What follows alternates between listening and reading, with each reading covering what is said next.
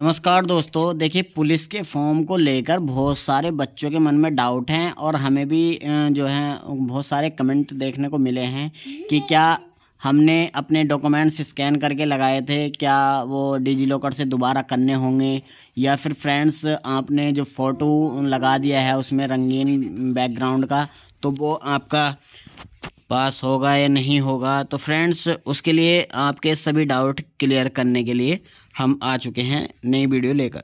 तो देखिए, सबसे पहले मैं फ़ोटो का जो आपका क्लियर कर देता हूं। यहाँ पर आप देख सकते हैं चेहरे की छवि स्पष्ट दिखाई देनी चाहिए। चेहरे पर अत्यधिक चमक या छाया नहीं होनी चाहिए, मतलब अत्यधिक ज़्यादा या तो गोरा नहीं होना चाहिए या फिर अधिक कालापन नहीं होना चाहिए। नॉर्मल मीडियम टाइप का फ़ोटो होना चाहिए। फ़ोटो आपकी 6 महीने तक की से जो पुरानी होनी चाहिए। तो फिर फ्रेंड्स, वेट क्या करना है, जब आप तुरंत तत्काल में इतना बड़ा फॉर्म डाल रहे हैं तो आप अपनी लेटेस्ट फ़ोटो ही लगवाएं।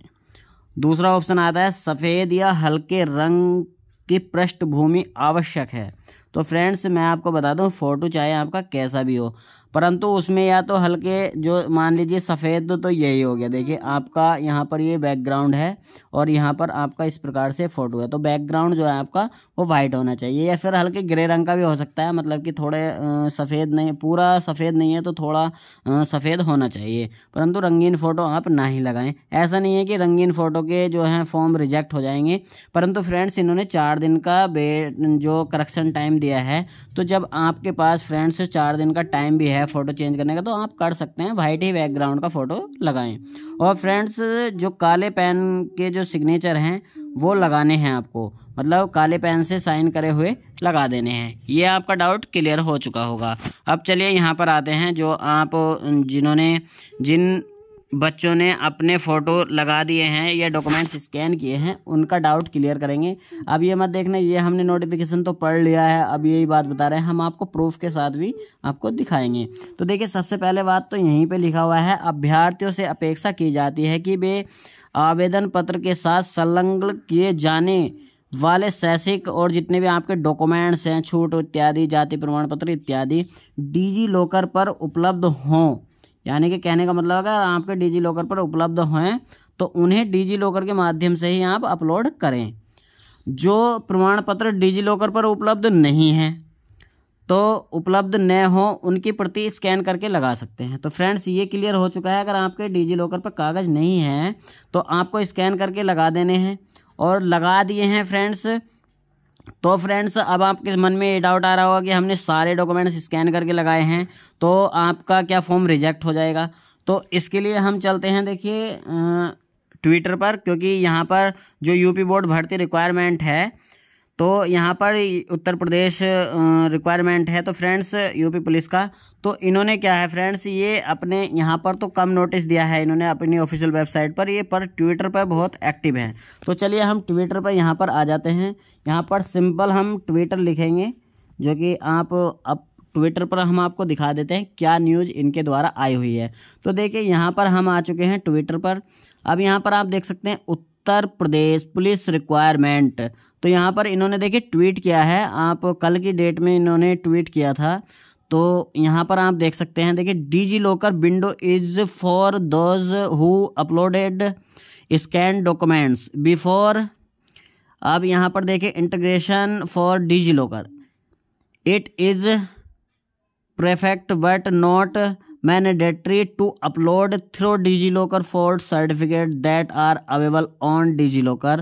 और यहाँ पर otherwise normal scan upload accepted, यानी कि इनका कहने का मतलब यह है कि जिन लोगों को डिजी लॉकर का विंडो देखने को नहीं मिला था, जब आप फॉर्म भर रहे थे उस समय शुरुआत में डिजी लॉकर का ऑप्शन नहीं आया था, तो जिन लोगों को डिजी लॉकर का विंडो देखने को नहीं मिला था, तो वो अब करेक्शन टाइम में डिजी लॉकर से अपने डॉक्यूमेंट्स अपलोड कर सकते हैं जिनके उपलब्ध हैं।